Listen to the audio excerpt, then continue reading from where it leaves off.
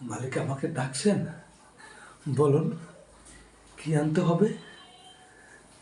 না মালিক, না না, এমন কথা মুখে আনেন না। চাকর হয়ে মালিকের মেয়ের সাথে, না, এ হতে পারে না। মালিক, আমি আপনার বাড়ি সামান্য মাত্র চাকর, আর চাকর হয়ে আপনার মেয়ের সাথে আমার বিবাহ তো তা হতে পারে না।